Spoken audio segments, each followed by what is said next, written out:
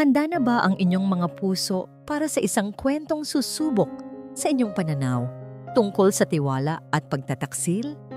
May mga pagkakataong ang pinakamatamis na ngiti ang nagtatago ng pinakamaitim na lason. Sabi nila, ang pinakamasakit na pagtataksil ay hindi nagmumula sa isang kaaway, kundi sa taong pinagkatiwalaan mo ng iyong buong buhay.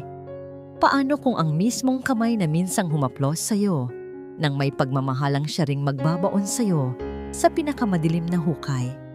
Ang salita ni Alon Salcedo ay batas. Sa loob ng malawak na boardroom sa pinakatuktok ng Salcedo Global Holdings Tower, ang bawat hininga ng mga miyembro ng board ay tila kinokontrol niya. Sa isang kumpas lang ng kanyang kamay, natapos ang pag-uusap. Sa isang tango lang niya, milyon-milyong piso ang gumagalaw. Mula sa bintanang salamin sa kanyang likuran, tanaw ang buong lungsod ng Hiraya na tila isang laruan lamang sa kanyang paanan. Ito ang kanyang kaharian. At siya ang hari. The deal is done. See to it that all papers are processed before I get back tomorrow. Malamig niyang utos. Ang boses ay may bigat na hindi matitinag. Nagmamadaling tumango ang mga dekurbatang lalaki at babae. Tila natatakot na magkamali sa kanyang harapan. Isa-isang lumabas ang mga ito, nag-iiwan ng katahimikang sanay na si Alon. Ngunit sa gabing iyon, may kakaiba. Isang ngiti ang sumilay sa kanyang mga labi nang makita ang text mula sa kanyang asawa, si Marikit. Surprise dinner tonight, my love. Huwag kang magpapagabi. Napalitan ng init ang lamig sa kanyang mga mata. Si Marikit, ang kanyang magandang reyna, ang tanging taong nakapagpapalambot sa bakal niyang puso. Dali-dali niyang tinapos ang lahat at umuwi. Gaya ng ipinangako, isang sorpresa nga ang naghihintay sa kanya.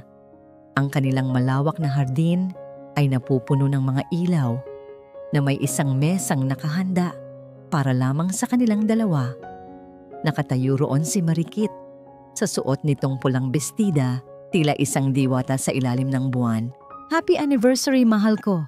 Malamig na bati nito, sabay yakap sa kanya ng mahigpit. Nawala ang lahat ng pagod ni Alon. Sa mga bisig ni Marikit, hindi siya ang kinatatakutang bilyonaryo, isa lamang siyang lalaking umiibig. Naalala ko pa noong nagsisimula pa lang tayo, Alon, sabi ni Marikit habang pinagsasalinan siya ng mamahaling alak. Sa isang maliit na apartment, nangangarap lang tayo. Ngayon, tingnan mo ang lahat ng ito. Lahat ng ito ay para sa iyo, Marikit. Para sa atin, sagot ni Alon, hawak ang kamay ng asawa.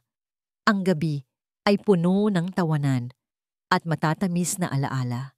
Ngunit sa pagtagal, isang kakaibang antok ang unti-unting gumapang sa buong katawan ni Alon. Ang mga ilaw sa paligid ay nagsimulang manlabo. Ang boses ni Marikit ay tila nanggagaling sa malayo. Marikit, anong? Hirap niyang tanong. Ang dila ay tila namamanhid. Tinitigan siya nito, ngunit ang nangiti sa mga labi ni Marikit ay iba na. Wala na ang init. Wala na ang pagmamahal. Ang naroon ay isang malamig, nakakakilabot na tagumpay. Ito ang huling imaheng nakita ni Alon bago siya tuluyang nilamon ng dilim. Ang nakangising mukha ng kanyang asawa. Isang matinding sakit ng ulo ang gumising kay Alon. Ngunit pagmulat niya ng mata, wala siyang nakita kundi kadiliman. Nagtangka siyang gumalaw, ngunit ang kanyang mga kamay at paa ay tumatama sa isang matigas na bagay. Kahoy, makitid ang espasyo, amoy lupa at murang barnis. Kinapa niya ang paligid. Ang kanyang likod ay nakahiga sa isang manipis na kutsyon. Ang kanyang itaas, ang kanyang harapan, ang kanyang mga gilid, lahat ay napapalibutan ng kahoy, isang kabaong. Doon, isang alon ng pagkatakot ang humampas sa kanyang dibdib. Hindi ito maaari. Isang masamang panaginip lang ito. Marikit! Sigaw niya. Ang boses ay garalgal. Hindi ito nakakatuwa. Palabasin mo ako dito. Walang sumagot. Tanging ang alingaw-ngaw ng sarili niyang boses sa loob ng maliit na espasyo. Sinubukan niyang itulak ang takip. Ngunit ni hindi ito gumalaw. Masyadong mabigat. Sinimulan niyang kalampagin ang takip ng kabaong gamit ang kanyang mga kamao. Tulong. Tulungan niyo ako. May tao ba yan? Paulit-ulit. Hanggang sa manakit at mamaga ang kanyang mga kamay. Hanggang sa maubos ang hangin sa kanyang mga baga. Ang hangin. Napansin niyang unti-unti itong numinipis. Nagiging mainit at mabigat. Bawat paghinga ay tila isang pakikibaka. At sa kanya narinig, isang tunog mula sa itaas. Hindi boses ng tao, kundi tunog ng mga palang naghuhukay. Tunog ng lupang ibinabagsak sa ibabaw niya. Inililibing siya ng buhay, ang kanyang magandang asawa. Ang babaeng pinaglaanan niya ng lahat. Si Marikit ang may gawa nito. Ang pagkatakot ay napalitan ng isang nag-aapoy na galit. Isang galit na mas mainit pa sa hangin na kanyang hinihinga. Ipinukpok niya ang kanyang buong katawan sa takip. Sumisigaw ng mga salitang puno ng puot at pagbabanta. Ngunit ang mga tunog ay kinakain lamang ng lupang patuloy na tumatabon sa kanya. Unti-unti, nanghina ang kanyang mga pagpukpok. Ang kanyang mga sigaw ay naging mga ungol na lang. Ang liwanag sa kanyang isipan ay nagsimulang kumupas. Ito na ba ang katapusan? Mamatay siyang parang isang daga, nakakulong sa ilalim ng lupa, kinalimutan ng mundo. Habang unti-unti siyang nawawalan ng malay dahil sa kawalan ng hangin, habang tinatanggap na niya ang kanyang karumal-dumal na kamatayan, isang tunog ang bumasag sa katahimikan ng kanyang libingan. Mahina, malayo, ngunit malinaw. Isang tunog ng batang umiiyak. Ang libingan ng mga anino ay ang tanging palaruan at tahanan na kilala ni Sinag. Ang amoy ng mga natuyong bulaklak at natunaw na kandila ay kasama na niya sa paggising at pagtulog. Dito, ang mga patay ay mas naging mabuting kapitbahay kaysa sa mga buhay na madalas ay tinataboy lamang siya. Sa kanyang 8 taong gulang, natutunan na niyang ang bawat araw ay isang pakikipaglaban.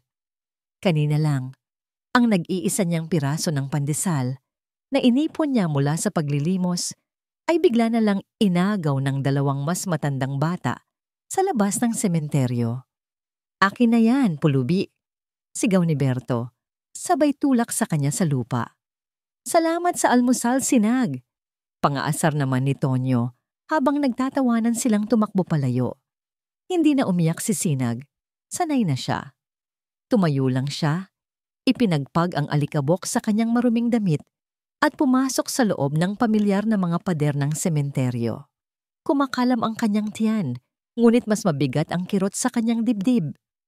Naglakad siya patungo sa isang sulok sa likuran ng libingan, malayo sa mga nagagandahang mausoleo. Doon, may 2 simpleng bunton ng lupa na tinuturing niyang pinakasagradong lugar sa mundo. 2 krus na gawa sa pinagtagpi-tagping sanga ng kahoy ang nakatayo bilang tanda. Ito ang puntod ng kanyang nanay at tatay. Umupo siya sa pagitan ng 2 puntod. Nay, Tay, nandito na po ako, bulong niya. Tila ba may nakikinig. Kinuha na naman po ni Berto yung tinapay ko. Pero ayos lang po. Hindi naman po ako masyadong gutom. Hinaplos niya ang magaspang na kahoy ng mga krus. Tinatanggal ang mga tuyong dahon na sumabit dito. Sana po masarap ang pagkain niyo dyan sa langit. Sabi po ng matanda sa simbahan, laging may handaan daw po dyan.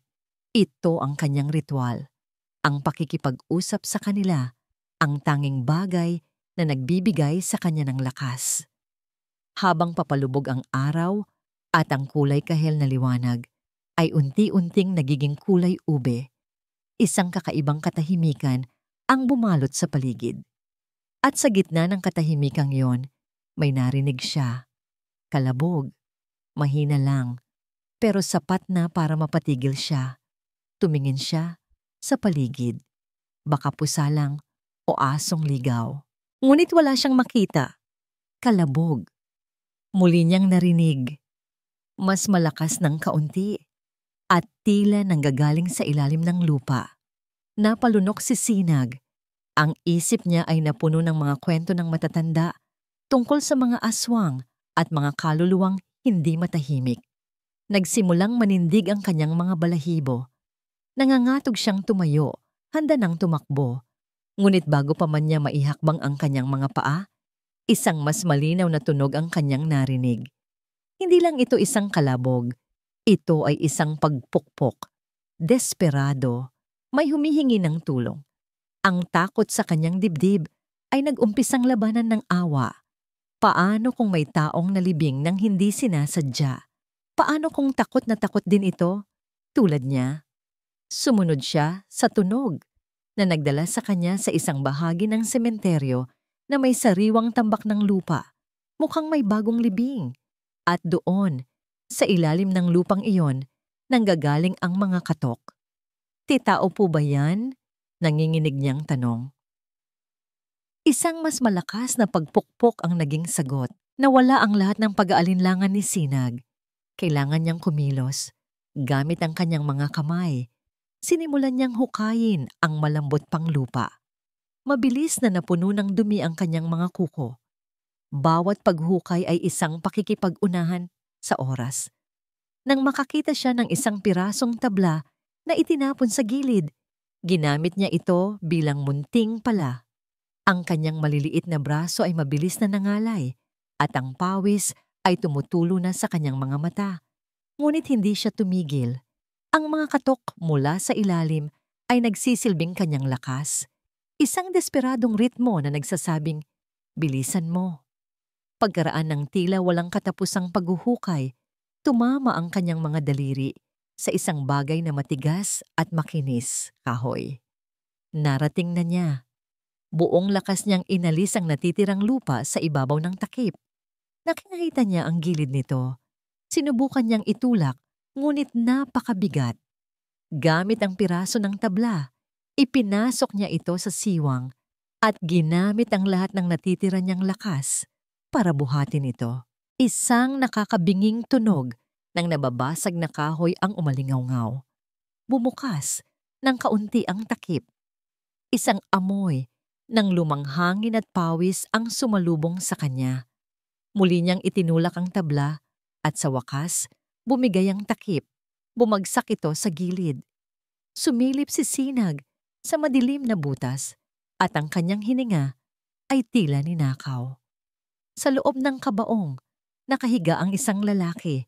Ang mamahalin nitong damit ay gusot at puno ng lupa. Ang mukha nito ay maputla, may mga galos at ang mga matay bahagyang nakabukas, puno ng paghihirap. Humihingal ito. Bawat paghinga ay tila isang milagro. Napatulala si Sinag. Ang anghel sa libingan ng mga anino ay nakatuklas ng isang taong bumangon mula sa sarili nitong libingan. Ang unang pumasok sa isip ni Alon ay ang mga bangungot. Nagising siya sa isang iglap, ang puso niya'y kumakaripas, ang hiningay habol. Inaasahan niyang madadatnan ang pamilyar na dilim ng kabaong, ang amoy ng lupa. Ngunit sa halip, ang bumungad sa kanya ay ang sinag ng araw na tumatagos sa mga butas ng isang bubong na yero. Nasaan siya? Dahan-dahan siyang bumangon. Ang bawat galaw ay may kasamang matinding sakit mula sa kanyang mga kalamnan at mga galos. Natagpuan niya ang sarili sa loob ng isang maliit na barong-barong, gawa sa tagpi-tagping kahoy at karton. Ang sahig ay lupa, ang amoy ay pinaghalong kalawang at mamasa-masang lupa. Isang mundong napakalayo sa malambot niyang kama at sa amoy ng mamahaling pabango sa kanyang silid. At saka, bumalik ang lahat. Si Marikit, ang alak, ang malamig niyang nangiti, ang paggising sa kabaong, ang lupa, ang unti-unting pagkaubos ng hangin. Ah! Napasigaw siya. Hindi sa sakit, kundi sa tindi ng alaala.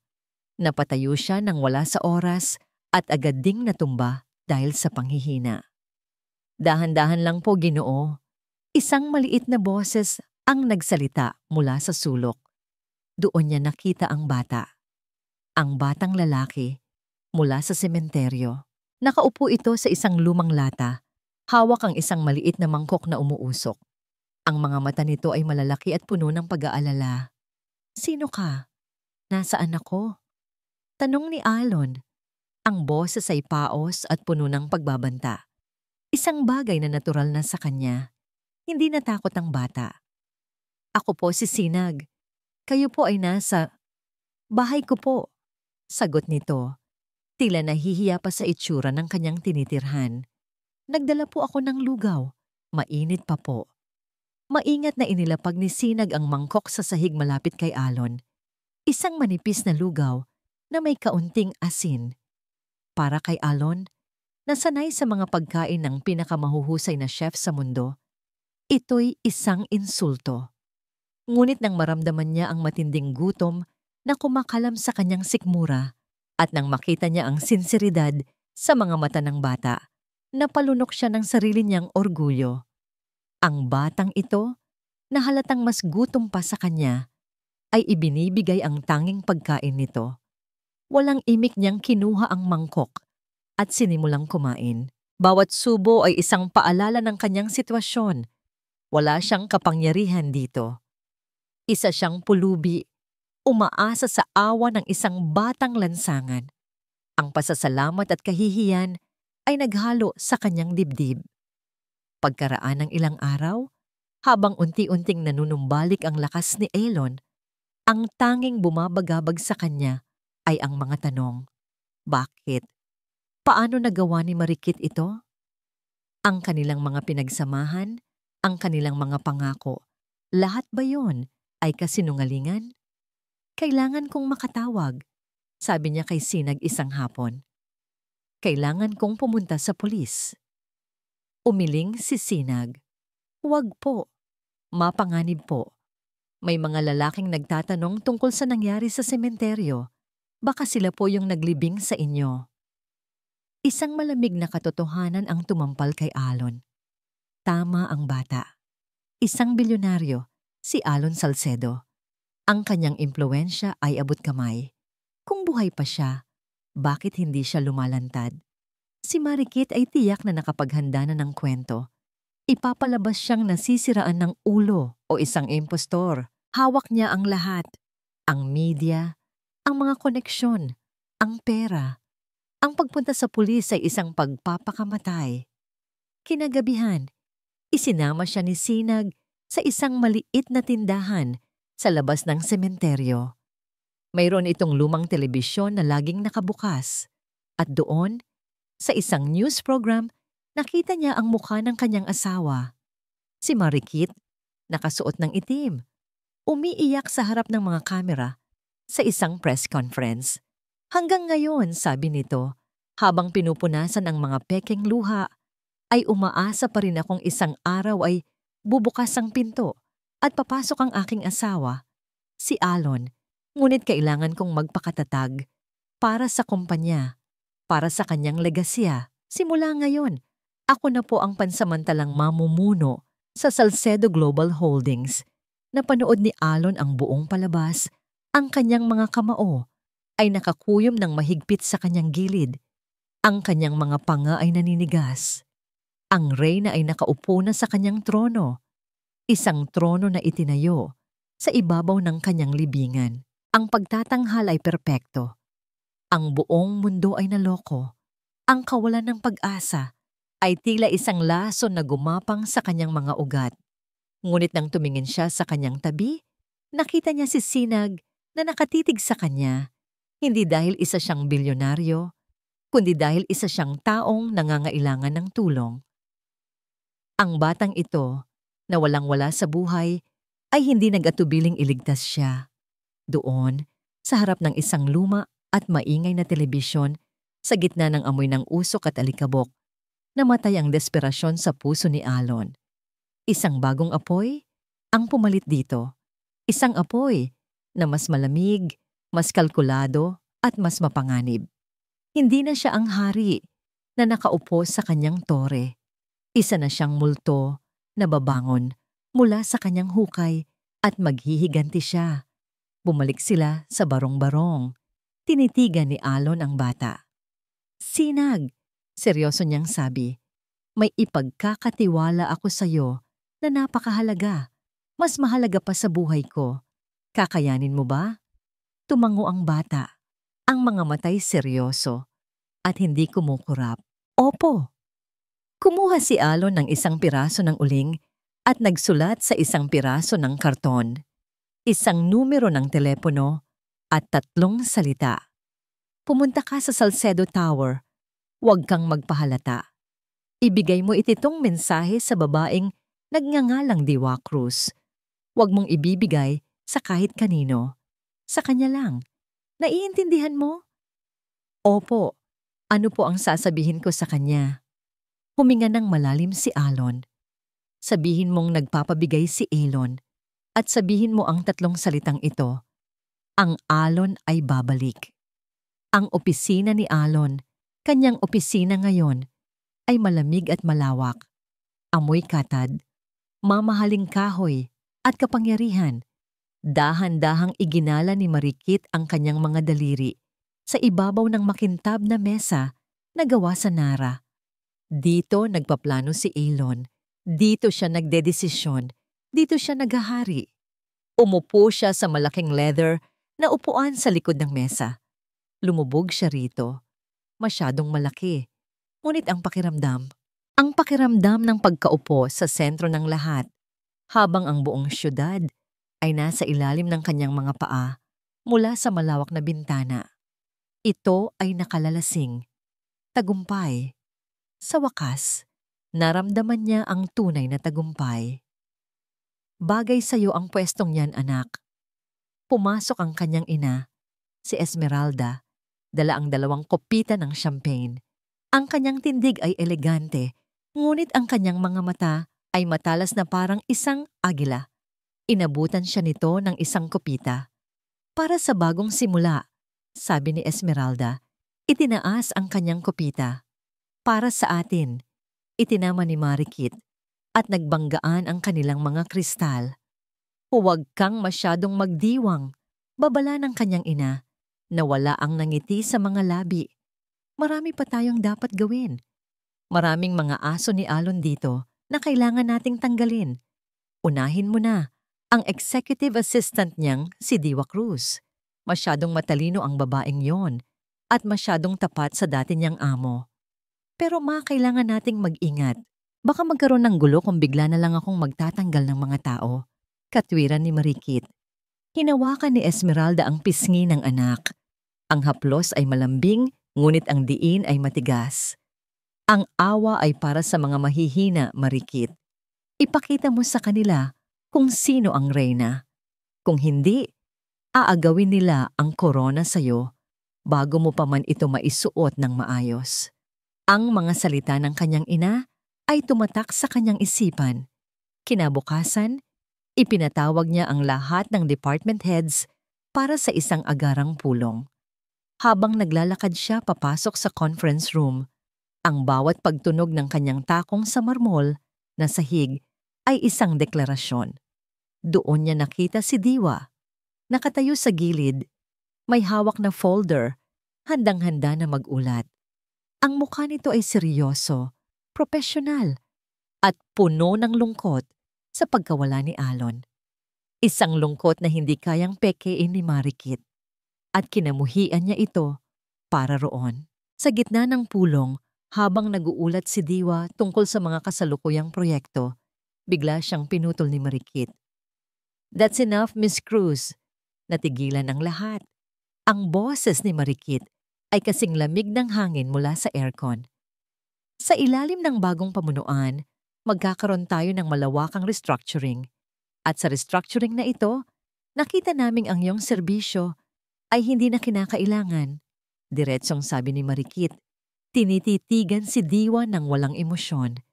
Isang nakabibinging katahimikan ang bumalot sa silid. Ang gulat sa mukha ni Diwa ay hindi maipinta. Ang ibang mga empleyado ay napayuko, hindi makatingin.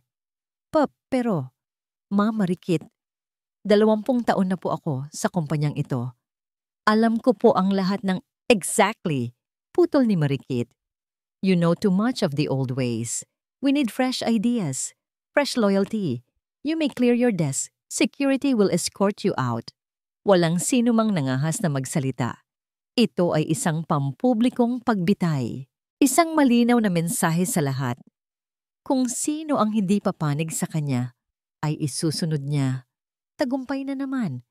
Ngunit habang pinapanood niyang ilabas ng mga gwardiya si Diwa, na halos hindi makalakad sa sobrang pagkabigla, isang kirot ng kaba ang dumaan sa kanyang puso. Naging abala si Marikit sa mga sumunod na araw, ngunit ang gabi, ang kanyang kalaban. Sa katahimikan ng malawak nilang mansyon, ang bawat anino ay tila may buhay. Bawat ugong ng hangin ay tila isang bulong. Isang gabi, sa gitna ng mahimbing na tulog, isang panaginip ang dumalaw sa kanya. Nasa isang madilim at masikip na lugar daw siya. May amoy ng lupa at may naririnig siyang mga kalampag. Mahihina sa una, tapos palakas ng palakas. At saka, isang boses. Isang boses na kilalang kilala niya, puno ng galit at lamig. Marikit. Nagising siyang sumisigaw, basang-basa ng pawis. Napaupo siya sa kama, habol ang hininga, ang puso niya'y dumadagundong. Tumingin siya sa paligid ng marangya niyang silid. Walang tao. Isang masamang panaginip lang. Panaginip lang yon.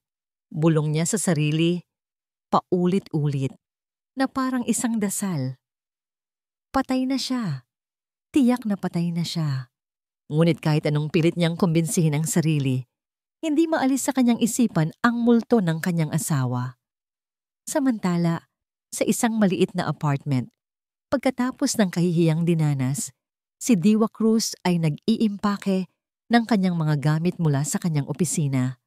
Ang kanyang mga kamay ay nanginginig pa rin sa galit at pagkadismaya. Paano nila nagawa ito sa kanya? Pagkatapos ng lahat ng kanyang serbisyo. Habang inilalagay niya ang kanyang mga gamit sa isang kahon, biglang nag-vibrate ang kanyang telepono. Isang mensahe mula sa isang hindi rehistradong numero. Buburahin na sana niya ito, iniisip na isa lamang itong spam. Ngunit isang bagay ang pumigil sa kanya. Binuksan niya ang mensahe. Binasa niya ang 3 simpleng salita na nakasulat dito. At ang kahon na hawak niya ay biglang nahulog mula sa kanyang mga kamay. Ang laman ay kumalat sa sahig. Ang dugo sa kanyang katawan ay tila na gelo. Isang lihim na code. Isang pangako na tanging siya at isang tao lang ang nakakaalam. Ang mensahe, ang alon ay babalik. Hindi natulog si Diwa ng gabing iyon.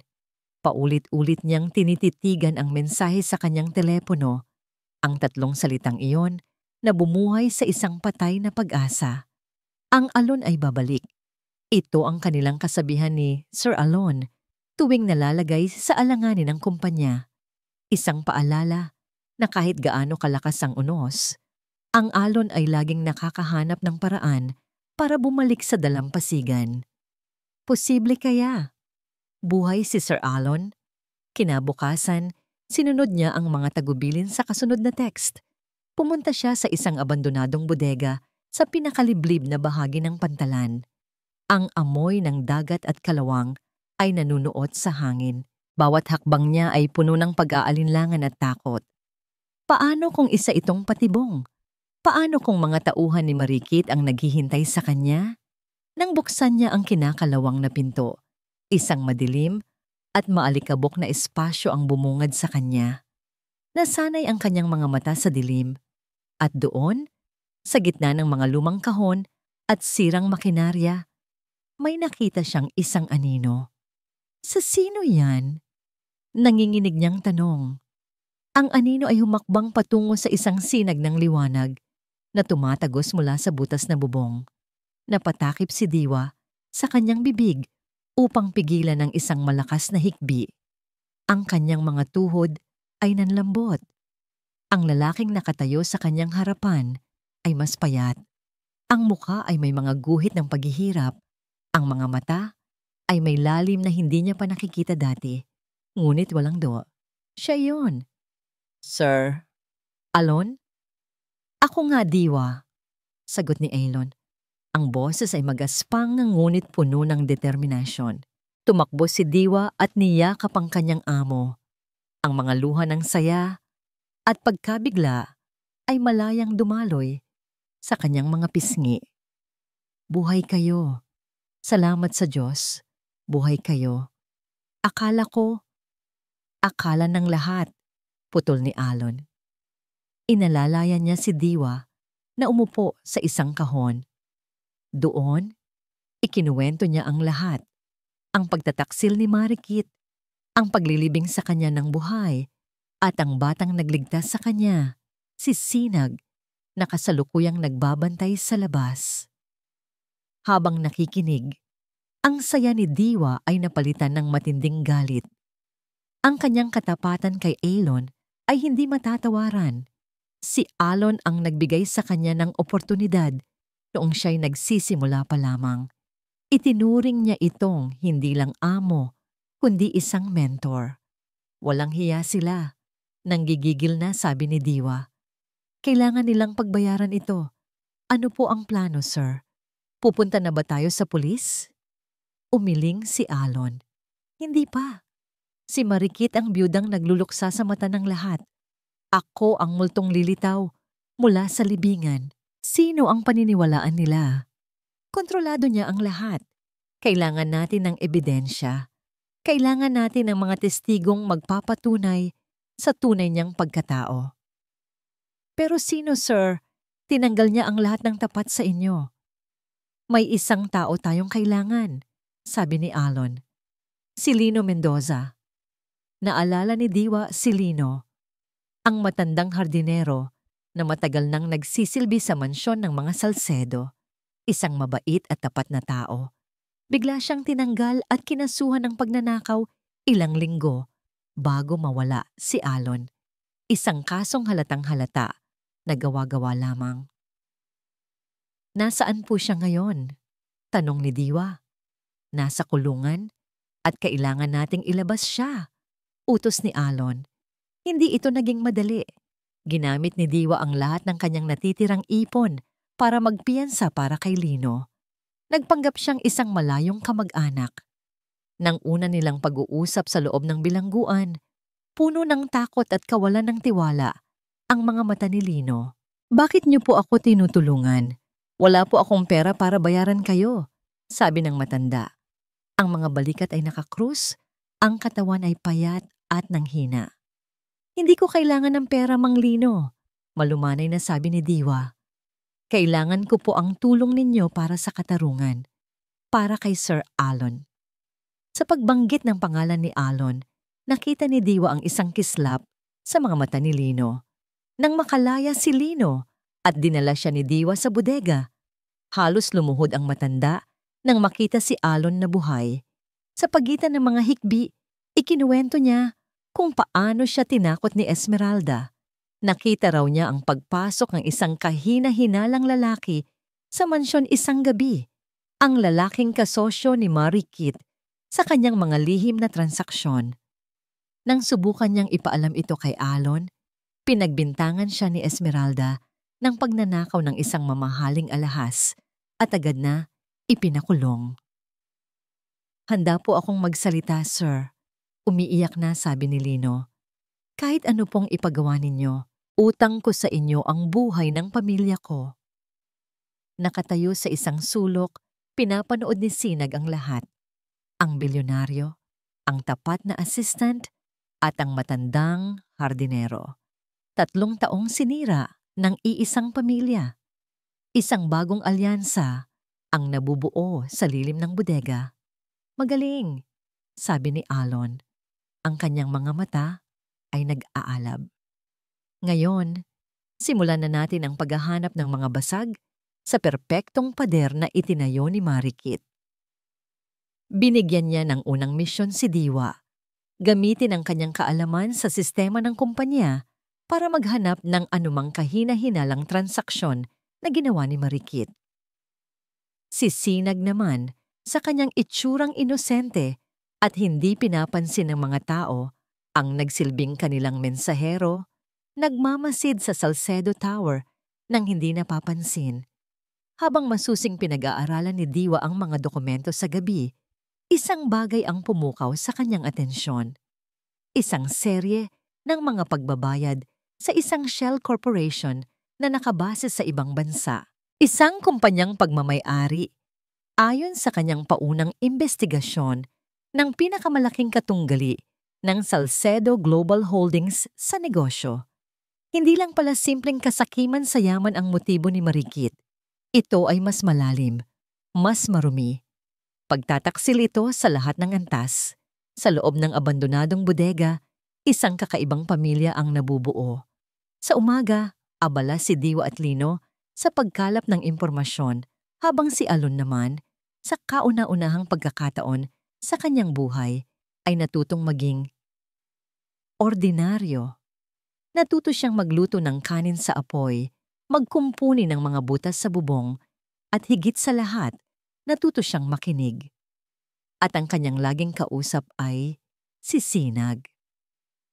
Habang lumilipas ang mga araw, ang relasyon nila ay lumalalim. Hindi na lamang ito utang na loob.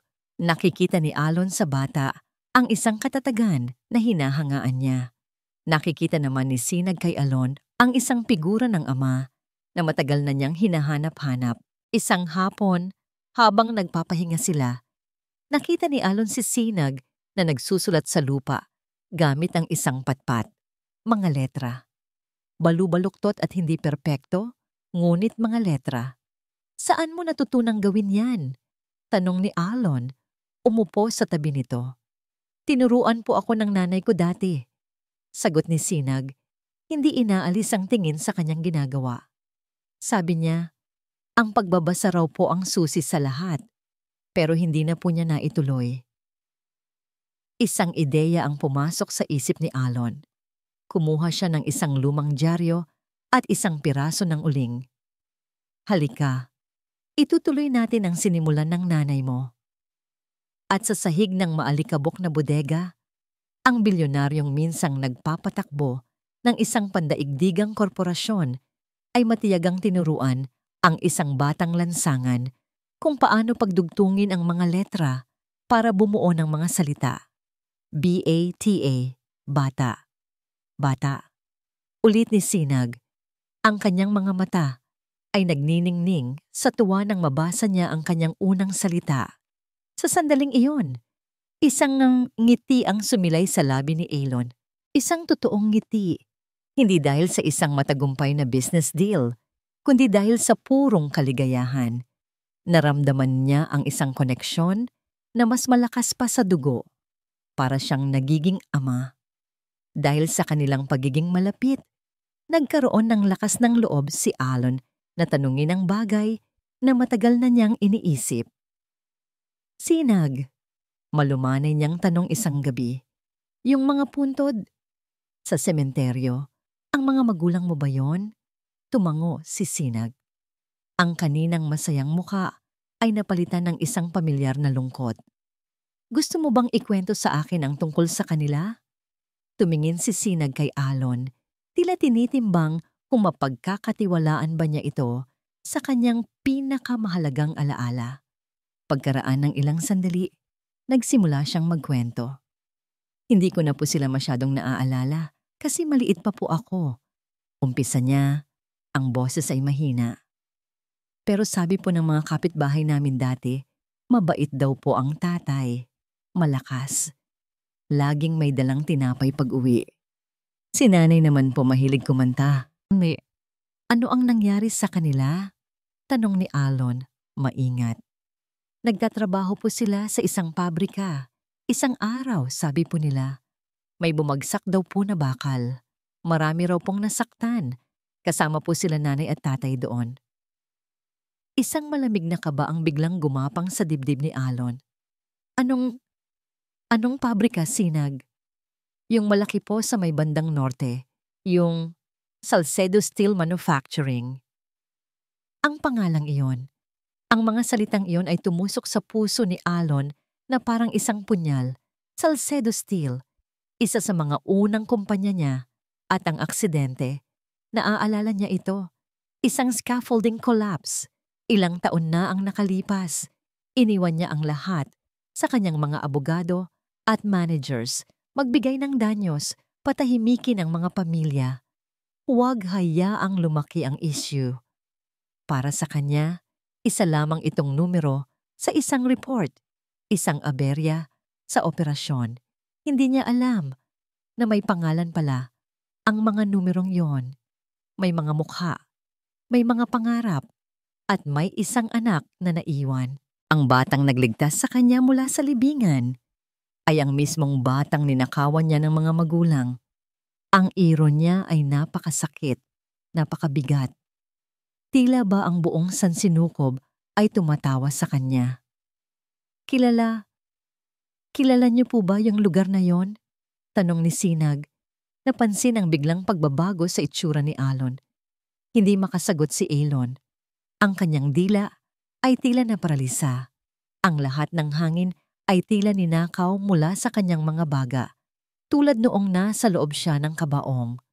Tumayo siya at naglakad palayo, patungo sa pinakamadilim na sulok ng bodega. Nanginginig ang mga tuhod. Sumunod si Sinag. Kuya Alon, ayos lang po ba kayo? Humarap si Alon. Sa liwanag ng buwan na tumatagos sa bubong, kitang-kita ni Sinag ang mga luha na dumadaloy sa mga pisngi ng lalaking itinuturing na niyang bayani. Bakit po kayo umiiyak? Tanong ng bata. Ang boses ay puno ng pag-aalala. May nasabi po ba akong masama? Umiling si Alon, ngunit hindi niya mapigilan ang pag-agos ng kanyang mga luha. Mga luha ng pagsisisi, ng kahihiyan, ng isang napakalaking pagkakasala. Ang pagtataksil ni Marikit ay sumugat sa kanyang likod.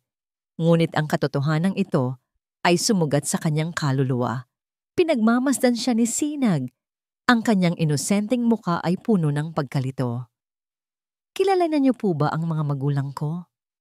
Paano niya sasagutin? Paano niya sasabihin sa batang ito na, oo, kilala ko sila.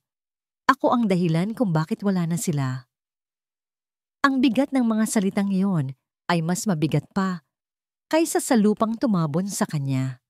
Habang si Alon ay nilalamon ng kanyang konsensya sa isang abandonadong bodega, si Esmeralda Reyes naman ay nakaupo sa isang mamahaling restaurant, humihigop ng tsaa na mas mahal pa sa isang buwang sahod ng isang ordinaryong manggagawa.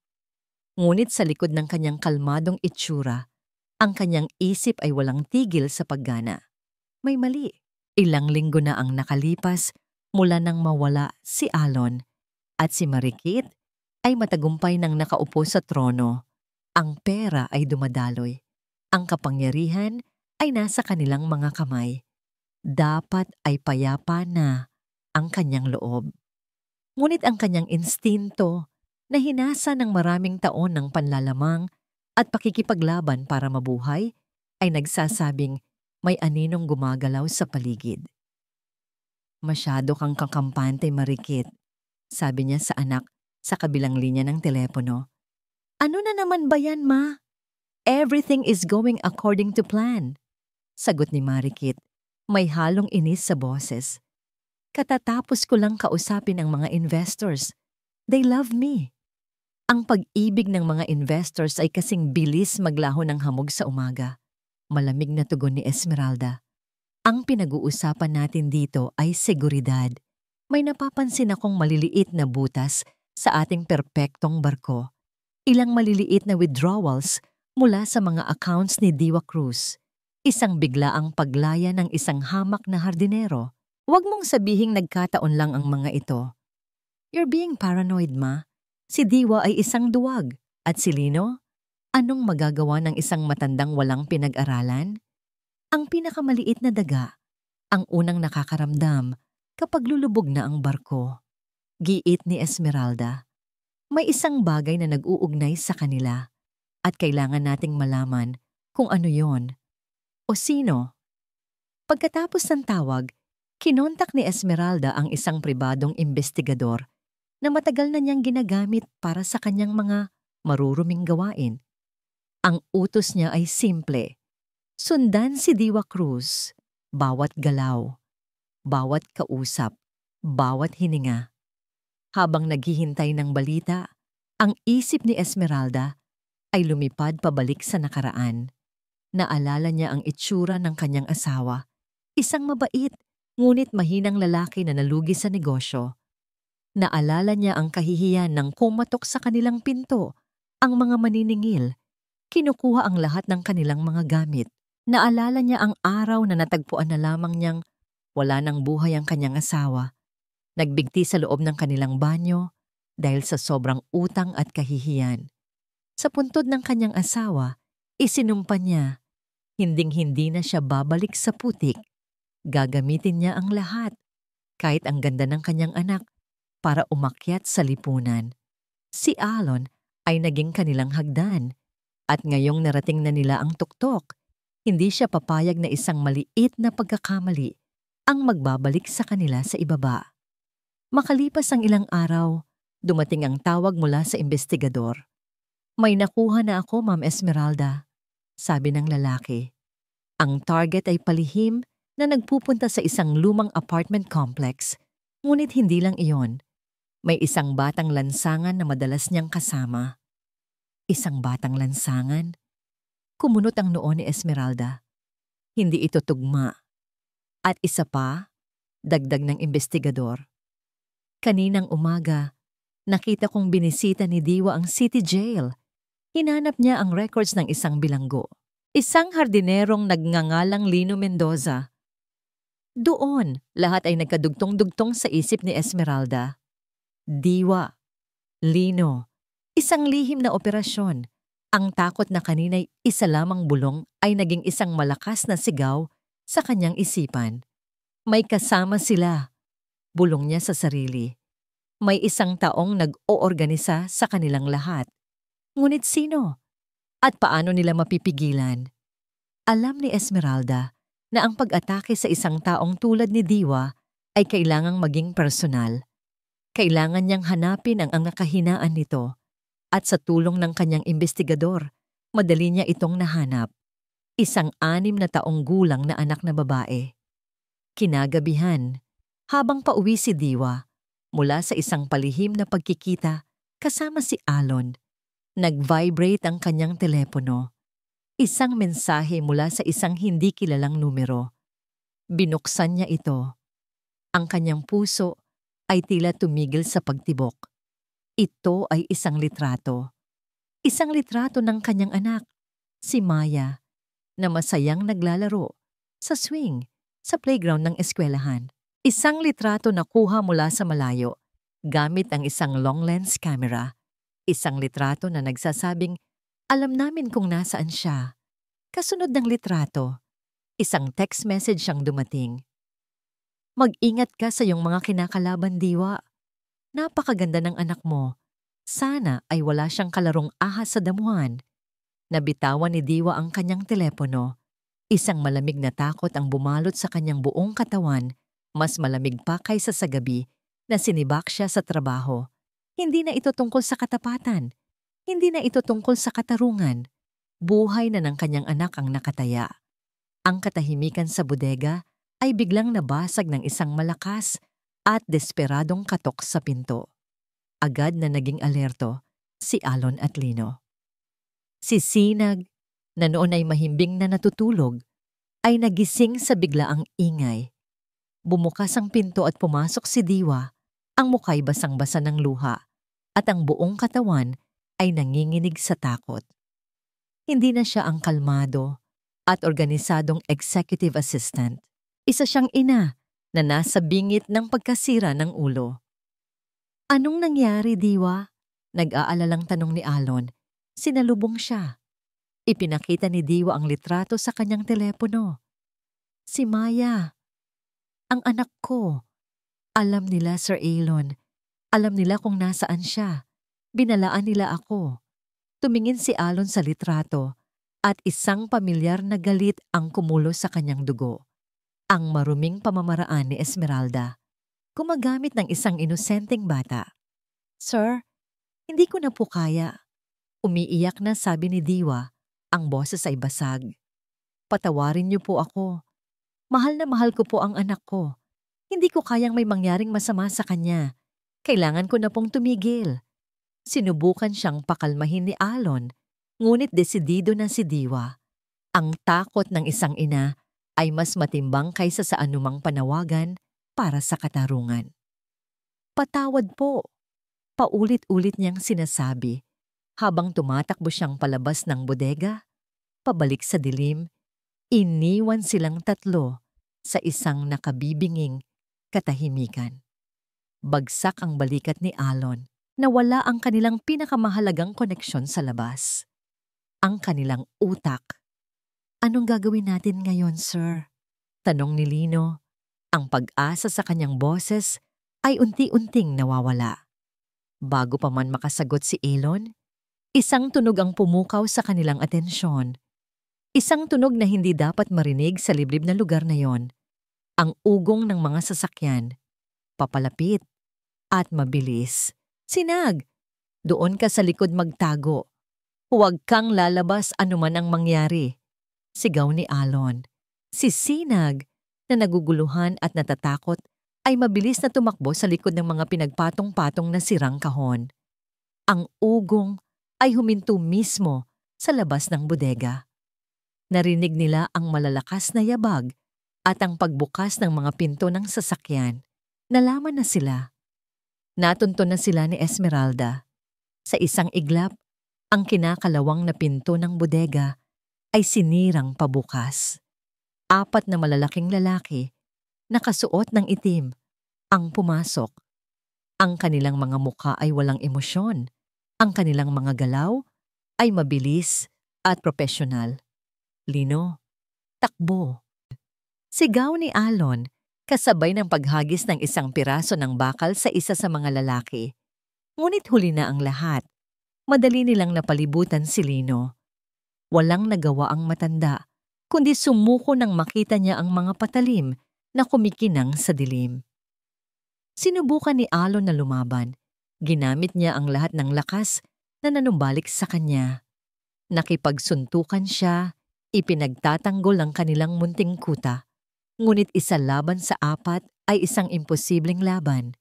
Isang malakas na suntok sa kanyang tiyan ang nagpatumba sa kanya, at isang sipa sa ulo ang nagpadilim sa kanyang paningin. Ang huli niyang nakita, bago siya mawalan ng malay, ay ang walang awang pagkaladkad kay Lino palabas ng bodega. Nakatago sa kanyang pinagtataguan, si Sinag ay nanginginig na parang isang dahon sa gitna ng bagyo. Tinakpan niya ang kanyang bibig para pigilan ang anumang ingay na maaaring magpahamak sa kanya.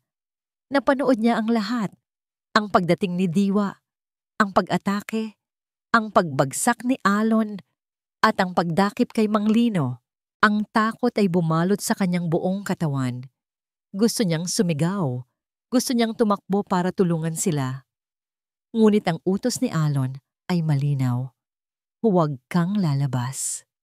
Narinig niya ang muling pag-andar ng mga sasakyan at ang mabilis na pag-alis ng mga ito.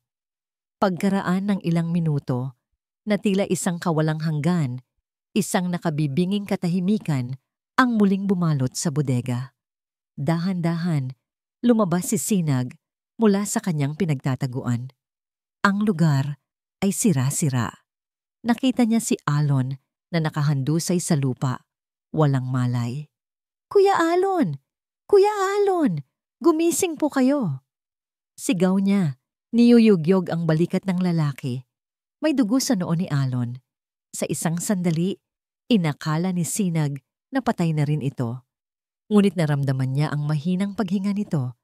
Nagsimulang umulan sa labas. Ang tunog ng ulan na tumatamama sa yero ay tila isang malungkot na musika. Umupo si Sinag sa tabi ni Alon, sa gitna ng gulo at pagkawasak. Ang kanilang santuwaryo ay nasira na. Si Diwa ay nawala na. Si Lino ay nabihag. Si Alon ay sugatan at walang malay. Silang dalawa na lang. Isang pakiramdam ng ganap na pagkatalo ang bumalot sa bata. Tumingin siya sa paligid. Ang lahat ng kanilang pinaghirapan ay nawala sa isang iglap. Ang pag-asa na kanilang binuo ay nadurog. Yumuko si Sinag at sa unang pagkakataon mula noong agawin ang kanyang tinapay, ang mga luha ay malayang dumaloy mula sa kanyang mga mata. Umiyak siya hindi dahil sa gutom o sa pangaapi, kundi dahil sa kawalan. Tila ba ang buong mundo ay bumagsak sa kanyang maliliit na balikat. Nasa pinakamababa na sila ng kanilang buhay. Lahat ay nawala. Ang unang naramdaman ni Diwa nang makauwi siya ay isang matinding ginhawa. Niyakap niya ang kanyang anak na si Maya ng napakahigpit.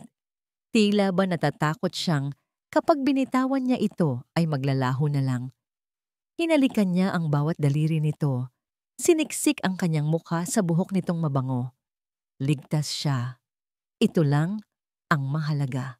Ngunit ng gabing iyon, habang pinagmamasdan niya ang kanyang natutulog na anak, ang ginhawa ay unti-unting napalitan ng isang nakakapasong kahihiyan. Ang payapang paghinga ni Maya ay isang paalala ng kanyang kaduwagan. Paano niya haharapin ang kanyang anak sa paglaki nito? Anong sasabihin niya? Na noong may pagkakataon siyang itama ang mali, tumakbo siya palayo dahil sa takot? Na hinayaan niyang manalo ang kasamaan dahil mas pinili niya ang pansariling kaligtasan? Hindi ito ang mundong gusto niyang iiwan para kay Maya. Ayaw niyang lumaki ang kanyang anak sa isang mundo kung saan ang mga halimaw na tulad ni Marikit at Esmeralda ang naghahari, habang ang mga mabubuting tao tulad ni Sir Alon at Mang Lino ay nagdurusa. Ang pagmamahal niya sa kanyang anak na siyang nagtulak sa kanya na tumalikod, ay siya na ring mismong puwersa na nag-udyok sa kanya na bumalik. Kinabukasan, isang bagong determinasyon ang pumuno sa kanyang puso. Hindi na siya ang duwag na tumakbo. Siya na ngayon ang isang inang lalaban, hindi lang para sa kanyang amo, kundi para sa kinabukasan ng kanyang anak. Ngunit paano? Putol na ang kanilang komunikasyon. Tiyak na binabantayan na siya. At sa kanya naalala ang kanyang huling baraha, ang alas na matagal na niyang itinatago. Ilang buwan bago ang lahat ng ito, may isang gabi na nag-overtime siya sa opisina. Papalabas na sana siya nang marinig niya ang nagtataas na boses ni Marikit at Esmeralda mula sa loob ng opisina ni Alon. Akala nila ay wala ng tao sa paligid. Dahil sa kuryosidad, lumapit siya sa pinto. At ang narinig niya ay nagpatayo ng lahat ng balahibo sa kanyang katawan. Ang bagal kumilos ng lason. "Ma, baka mahalata pa tayo," sabi ni Marikit. "Huwag kang mainip, anak. May mas permanente akong solusyon. Isang aksidente na walang sino man ang maghihinala," sagot ni Esmeralda. Sa sandaling iyon, alam ni Diwa na may binabalak silang masama. Dahil sa takot at sa isang hindi maipaliwanag na kutob, kinuha niya ang kanyang telepono, binuksan ang voice recorder, at maingat na inilagay ito malapit sa siwang sa ilalim ng pinto. Ang nakuha niyang recording ay hindi kumpleto, ngunit malinaw. Isang pag-uusap tungkol sa pagkuha sa yaman ni Alon, sa pag-aalis sa kanya sa kanilang daraanan. Itinago niya ito. Iniisip na gagamitin lamang bilang proteksyon kung sakaling siya ang pagbalingan. Hindi niya akalain na ito pala ang magiging pinakamahalaga nilang sandata. Kailangan niyang maiparating ito kay Alon. Alam niyang delikado ang bumalik sa bodega. Kaya't ginawa niya ang isang bagay na hindi nila aasahan. Nagpadala siya ng mensahe sa pinaka-inosenteng miyembro ng kanilang grupo. Nag-load siya sa isang bagong SIM card at nag-text sa lumang numero ni Alon na alam niyang hawak ngayon ni Sinag. Langgam sa puno. Bukas. Hapon. Isang code na sila'y lang ni Sinag ang nakakaalam mula sa isang kwentong ibinahagi ng bata tungkol sa paborito niyang taguan sa parke. Samantala, sa bodega, nagkamalay si Alon na masakit ang buong katawan at isang nag-aalalang Sinag ang nakabantay sa kanya. Nang malaman niya ang nangyari kay Lino, isang malamig na galit ang kanyang naramdaman. Ngunit wala na silang magawa. Naputulan na sila ng lahat ng linya. Para na silang mga isinukral sa isang sulok. Tapos na ba tayo, Kuya Alon? Malungkot na tanong ni Sinag. Talo na po ba tayo? Tinitigan ni Alon ang bata. Nakita niya sa mga mata nito ang pagod at takot. Ngunit nakita rin niya ang isang kislap ng hindi pa ring namamatay na pag-asa. Dahil kay Sinag, hindi siya pwedeng sumuko at saka nag-vibrate ang telepono. Ang mensahe mula kay Diwa, isang bagong pag-asa ang sumibol. Kinabukasan, ayon sa plano, pumunta si Alon at Sinag sa parke. Nagpanggap silang mag-ama na nagpapalipas ng oras.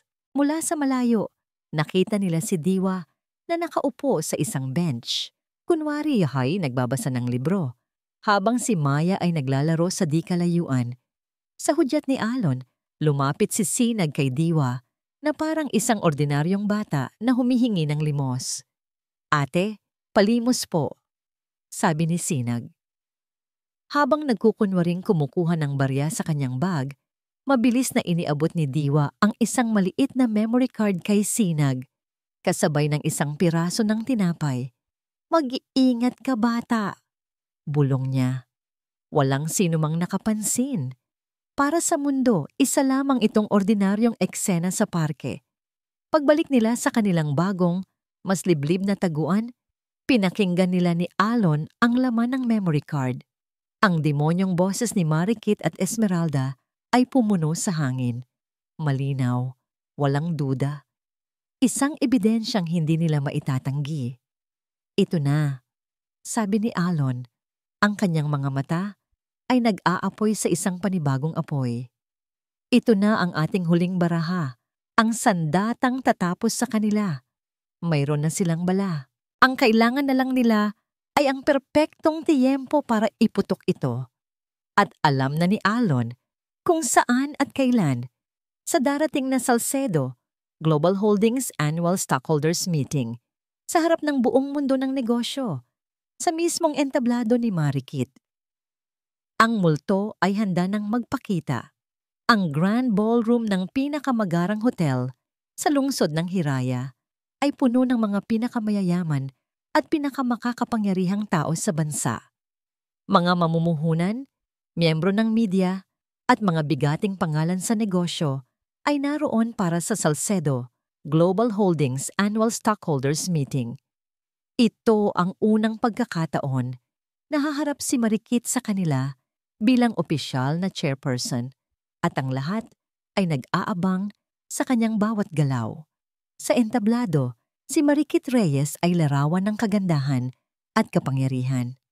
Nakasuot ng isang itim na power suit na bumabagay sa kanyang imahe bilang isang biyudang nagluluksa, ngunit matatag. Hinarap niya ang mga tao nang may kumpiyansa. Sa unang hanay, nakaupo ang kanyang ina, si Esmeralda.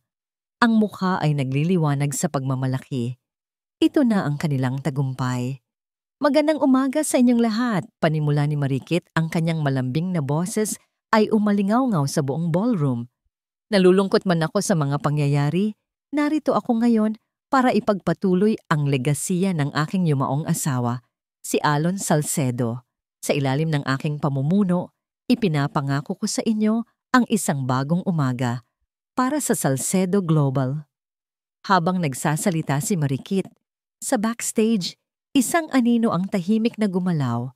Si Alon, nakasuot ng simpleng damit ng isang maintenance crew, ay naglalakad sa mga pasilyo na alam niya. Tinulungan siya ni Diwa na makapasok gamit ang isang pekeng ID.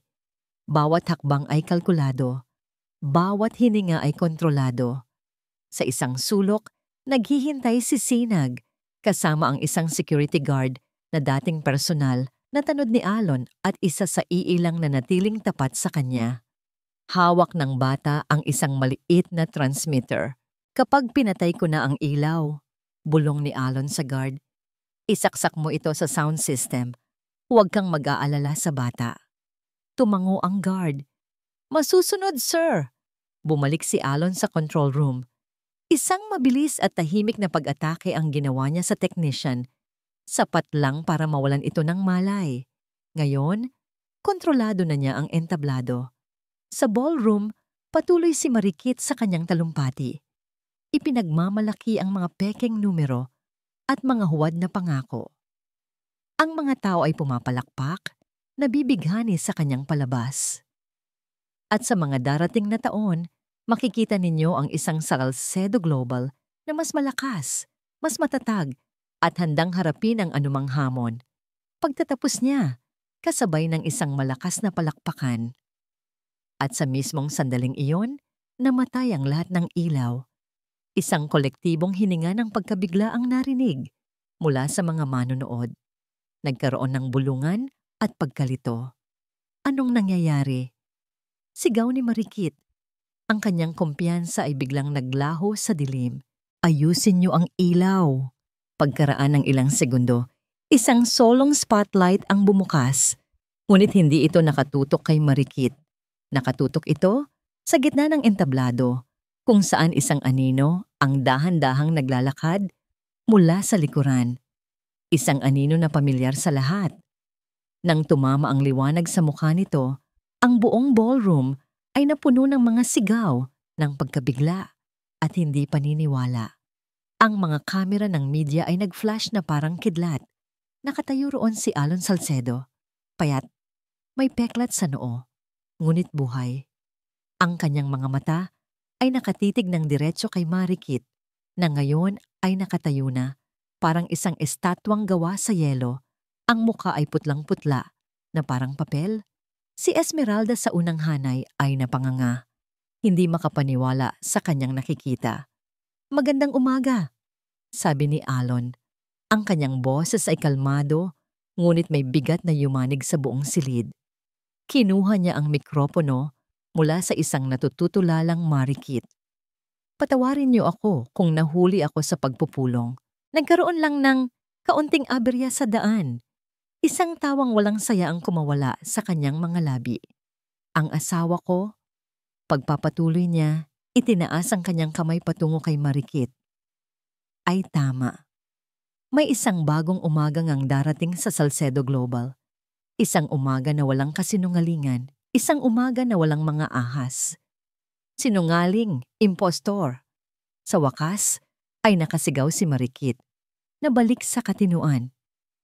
"Hindi ikaw si Alon. Patay na ang asawa ko. Mga gwardya." Ngunit bago pa man makakilos ang mga gwardya, sinenyasan ni Alon ang control room. "Siguro nga ay mahirap paniwalaan ng isang multo," sabi ni Alon. "Kaya hayaan nating ang mga demonyo mismo ang magkwento." Sa isang iglap, ang boses ni Marikit at Esmeralda mula sa recording ni Diwa ay umalingaw-ngaw sa buong sound system ng ballroom. Ang bagal kumilos ng lason. "Ma, huwag kang mainip, anak. May mas permanente akong solusyon." Ang buong ballroom ay natahimik. Ang lahat ng mga mata ay napako sa nanlalaki at puno ng takot na mga mata ni Marikit at Esmeralda. Ang kanilang mga sikreto, ang kanilang kasamaan, ay nakalantad na para marinig ng buong mundo. Nang matapos ang recording, bumagsak sa kanyang mga tuhod si Marikit. Ang kanyang perpektong itsura ay ganap ng nawasak. Sa hudyat ni Alon, ang mga pulis na kanina pa nakaantabay sa labas ay pumasok sa ballroom. Dahan-dahan, silang lumapit sa entablado. Ang pagtatanghal ay tapos na. Dinampot nila si Marikit at si Esmeralda na hindi na nanlaban, tila mga manikang basag. Habang dinadala sila palayo, ang kanilang mga mata ay nakatitig pa rin kay Alon. Mga matang puno ng pagkamuhi, pagkagulat at ganap na pagkatalo. Nakatayo si Alon sa gitna ng entablado, sa gitna ng kaguluhan, ng mga flash ng kamera at ng mga bulungan. Ngunit hindi niya sila nakikita. Ang kanyang mga mata ay naghahanap. At doon, sa may gilid ng pinto, nakita niya ito. Si Sinag, nakatayo sa tabi ng tapat na security guard, nakatingin sa kanya ng may ngiti at luha sa mga mata. Sa gitna ng kanyang pinakamalaking tagumpay, Sa sandali ng kanyang katarungan, iyon lang ang tanging mahalaga kay Alon. Ang pag-aproba mula sa batang nagligtas sa kanya sa lahat ng paraan. Lumipas ang ilang linggo. Ang iskandalo sa Salcedo Global Holdings ay naging laman ng bawat balita. Sina Marikit at Esmeralda ay nasa likod na ng rehas, naghihintay ng kanilang paglilitis. Ang kumpanya ay unti-unti nang bumabangon mula sa pagkawasak. Nabawi na ni Alon ang lahat, ang kanyang pangalan, ang kanyang yaman, ang kanyang kapangyarihan. Ngunit habang nakaupo siyang muli sa kanyang malawak na opisina, sa tuktok ng kanyang tore, habang pinagmamasdan ang lungsod ng Hiraya sa kanyang paanan, isang pakiramdam ng kawalan ang bumalot sa kanya. Akala niya, kapag nakuha niya ang katarungan, magiging masaya siya. Akala niya, kapag nakita niyang nagdurusa ang mga nagtaksil sa kanya, gagaan ang kanyang pakiramdam. Ngunit hindi. Ang paghihiganti ay parang maalat na tubig. Habang umiinom ka, lalo ka lang nauuhaw. Ang tagumpay ay may lasang abo. Hindi ito ang nagpapasaya sa kanya. Naunawaan niya ngayon na ang tunay na laban ay hindi pa tapos. Ang pinakamalaking kalaban niya ay hindi si Marikit o si Esmeralda. Ito ay ang multo ng kanyang nakaraan. Ang multo ng lalaking dati niyang pagkatao. At may isang utang siyang kailangang bayaran. Una niyang pinuntahan si Lino Mendoza sa ospital. Ang matanda ay nagpapagaling mula sa mga pinsalang tinamo nito sa kamay ng mga tauhan ni Esmeralda. Dinala ni Alon hindi lang mga bulaklak at prutas, kundi ang titulo ng isang bahay at lupa at isang trust fund para sa pag-aaral ng mga anak nito.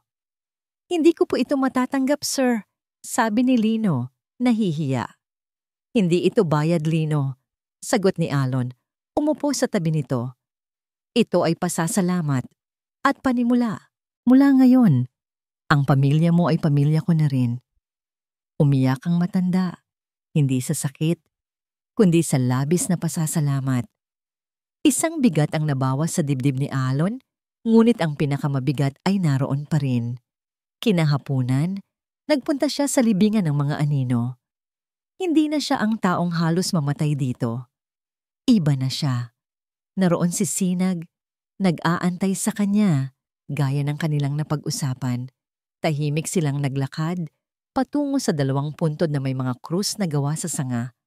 Ang lugar kung saan nagsimula at halos magtapos ang lahat. Umupo si Alon sa lupa. Sa tabi ni Sinag, matagal silang hindi nagsalita. Pinakikinggan lamang ang ihip ng hangin. Sinag, panimula ni Alon.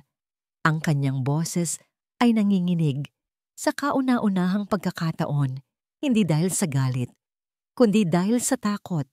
Takot na maitakwil. May kailangan akong sabihin sa'yo tungkol sa mga magulang mo. Tumingin sa kanya si Sinag. Ang kanyang mga mata ay puno ng pag-asa at kuryosidad. Huminga ng malalim si Alon. Ito na, walang nang atrasan. Ang aksidente sa pabrika, sa Salcedo Steel, kasalanan ko yon. Ang mga salita ay lumabas na parang mga bubog mula sa kanyang lalamunan. Ikinuwento niya ang lahat. Hindi niya itinago ang katotohanan. Ikinuwento niya kung paano niya binalewala ang mga ulat tungkol sa mga problema sa kaligtasan sa pabrika dahil mas inuna niya ang kita. Ikinuwento niya kung paano niya itinuring ang mga biktima bilang mga numero lamang. Ikinuwento niya kung paano ang kanyang kapabayaan ang direktang dahilan ng pagkawala ng mga magulang nito. Hindi ko inaasahang mapapatawad mo ako, Sinag. Pagtatapos niya, ang mga luha ay malayang dumadaloy sa kanyang mga pisngi. Hindi na siya makatingin sa bata. Nakayuko lamang siya, handang tanggapin ang anumang galit, anumang sumpa na ibabato sa kanya. Pero kailangan mong malaman ang totoo. Iyon ang nararapat sa alaala ng mga magulang mo. At sa'yo, isang mahabang katahimikan ang namagitan sa kanila. Ang tanging maririnig ay ang kaluskos ng mga dahon. Handa na si Alon sa pinakamasakit na hatol. Ngunit sa halip na sigawan o saktan, ang naramdaman niya ay isang maliit na kamay na humawak sa kanyang braso. Tumingala siya. Nakatingin sa kanya si Sinag. Ang mga mata nito ay naluluha rin, ngunit walang galit doon. Ang naroon ay isang pag-unawa na higit pa sa kanyang edad. Noong una po kayong dumating, mahinang sabi ni Sinag, ang sabi ko sa sarili ko, siguro pinadala kayo ng nanay at tatay ko para may mag-alaga sa akin. Niyakap ng bata si Alon. Isang simpleng yakap na gumuho sa lahat ng pader na itinayo ni Alon sa paligid ng kanyang puso. Hindi po sila magagalit sa inyo, Kuya Alon. Bulong ng bata sa kanyang balikat. Ang mahalaga po sa kanila, ligtas ako. At iniligtas niyo rin po ako. Sa yakap ng batang yon, naramdaman ni Alon ang isang bagay na hindi na ibigay ng kanyang yaman o kapangyarihan. Pagpapatawad. Hindi lang mula sa bata, kundi mula sa kanyang sarili. Ang paghilom ay nagsimula na. Nang maghiwalay sila sa yakap, tinitigan ni Alon ang bata. Ang anghel na hindi lang nagligtas sa kanyang buhay, kundi pati na rin sa kanyang kaluluwa. Sinag? Tanong niya. Ang kanyang boses ay puno ng isang bagong emosyon, pag-asa. Gusto mo bang maging anak ko? Hindi agad sumagot si Sinag. Tumingin ito sa dalawang puntod. Pagkatapos ay tumingin pabalik kay Alon. Isang malawak na ngiti, ang pinakamalawak na ngiting nakita ni Alon, ang sumilay sa mukha nito. Opo. Tay. Makalipas ang 6 na buwan, ang pangalan ni Alon Salcedo ay muling laman ng mga balita. Ngunit hindi na dahil sa iskandalo o sa kanyang walang awang pamamalakad sa negosyo. Ngayon, ang pinag-uusapan ay ang kanyang pagbabago. Sa isang engrandeng pagtitipon, inilunsad ang Sinag Foundation, isang organisasyong nakatuon sa pagbibigay ng scholarship sa mga anak ng mga manggagawang nasawi o nasaktan sa trabaho at sa pagpapabuti ng kaligtasan sa mga pagawaan sa buong bansa. Sa entablado, habang nagbibigay ng talumpati si Alon, hindi na siya ang malamig at malayong hari. Ang kanyang mga salita ay puno ng init at sinseridad. Sa kanyang tabi, nakatayo si Diwa Cruz na ngayon ay Vice President na ng pundasyon at si Lino Mendoza na namamahala sa outreach program para sa mga pamilya. Noon, ang aking mundo ay gawa sa bakal at salamin, sabi ni Alon sa mga dumalo. Ang aking mga mata ay nakikita lamang ang mga numero sa ibaba. Ngayon, natutunan kong tumingin sa mga mukha, makinig sa mga puso, at unawain na ang tunay na yaman ay hindi nasusukat sa pera, kundi sa mga buhay na ating natutulungan. Sa gitna ng mga palakpakan, ang mga mata ni Alon ay nasa isang direksyon lamang. Sa unang hanay, kung saan nakaupo ang isang batang lalaki na nakasuot ng malinis na uniforme ng eskwelahan. Si Sinag, ang kanyang anak. Nakangiti ito, iwinawagayway ang isang maliit na bandila. Sa tabi nito ay si Maya, ang anak ni Diwa, na masaya nang nakikipagkwentuhan dito. Sa kulungan, ang mundo ni na Marikit at Esmeralda ay lumiit sa isang seldang may rehas na bakal, walang natira sa kanilang yaman at kapangyarihan. Ang tanging kasama nila sa araw-araw ay ang anino ng kanilang mga kasalanan at ang mapait na alaala ng kanilang pagkatalo. Sila ay naging mga multo sa sarili nilang kwento ng kasakiman. Isang hapon, tinanggihan ni Alon ang isang mahalagang pag-usap sa negosyo mula sa mga foreign investors. I-reschedule mo na lang, Diwa, sabi niya sa telepono. May mas mahalaga akong pupuntahan. Ang mahalagang pupuntahan niya ay ang school fair sa eskwelahan ni Sinag. Nakita niya ang kanyang anak sa entablado, kasama ang mga kaklase nito, kumakanta ng isang awiting pambata. Sintonado, ngunit puno ng saya. Para kay Alon, iyon ang pinakamagandang musikang naririnig niya sa buong buhay niya. Pagkatapos ng programa, tumakbo si Sinag papalapit sa kanya. Tay! Tay! Nakita niyo po ba ako? Magaling po ba ako? Ikaw ang pinakamagaling sa lahat, anak, sagot ni Alon. Kinulo ang buhok nito. Hindi po kaya. Sintonado po ako, sabi ng teacher ko. Nahihiyang sabi ni Sinag. Para sa akin, perpekto ang kanta mo, giit ni Alon. At sabay silang nagtawanan. Ang araw ay nagtapos hindi sa isang boardroom, kundi sa isang damuhan, sa tuktok ng isang burol, kung saan tanaw ang paglubog ng araw sa lungsod ng Hiraya. Magkasama nilang pinalilipad ang isang saranggola na sila mismo ang gumawa. Habang pinapanood ni Alon ang saranggola na sumasayaw sa hangin, at habang dinig niya ang masayang tawa ni Sinag sa kanyang tabi, nahanap niya ang kapayapaan na matagal niyang hinanap. Ang hustisya ay naibalik ang kanyang yaman, ngunit ang pagmamahal at pagpapatawad ang nagbalik sa kanyang kaluluwa. Tay, tingnan niyo, ang taas ng lipad, sigaw ni Sinag.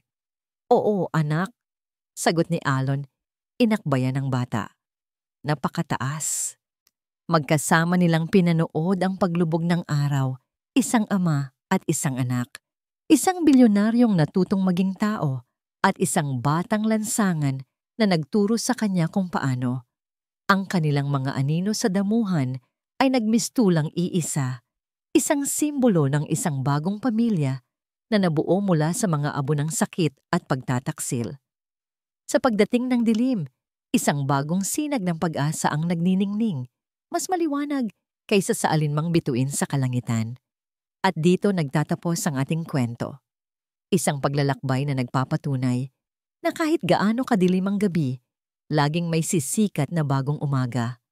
Ang kwentong ito ay nagtuturo sa atin na ang tunay na pagbangon ay hindi lamang tungkol sa pagbawi sa mga bagay na nawala, kundi sa paghilom ng mga sugat sa ating puso. Ipinapakita nito na ang katarungan ay mahalaga, ngunit ang pagpapatawad sa iba at lalo na sa ating sarili, ang siyang tunay na nagpapalaya. At higit sa lahat, ipinapaalala nito na ang pag-asa at pagmamahal ay maaaring matagpuan sa mga hindi inaasahang tao at pagkakataon na nagiging sinag sa ating pinakamadilim na sandali. Maraming salamat po sa inyong walang sawang pagsubaybay at pakikinig sa aming kwento. Sana po ay napulutan ninyo ito ng inspirasyon at aral. Huwag po kayong mag-atubiling mag-iwan ng inyong mga komento sa ibaba. Ano pong masasabi ninyo sa kwento ni Alon at Sinag? At anong uri ng kwento naman ang gusto ninyong marinig sa susunod? Ang inyong mga opinyon ay napakahalaga po sa amin. Hindi dito nagtatapos ang ating paglalakbay. Marami pa pong kwentong kasing ganda at mas puno ng aral dito sa aming channel. Kung nagustuhan nyo ang kwentong ito, i-like, i-share sa pamilya at mga kaibigan, at mag-subscribe na rin para lagi kayong updated sa mga susunod pa naming kwento. I-click nyo ang notification bell para kayo ang unang makarinig kapag may bago kaming upload. Pagpalain po kayo ng Panginoon, kayo at ang inyong buong pamilya. Hanggang sa muli.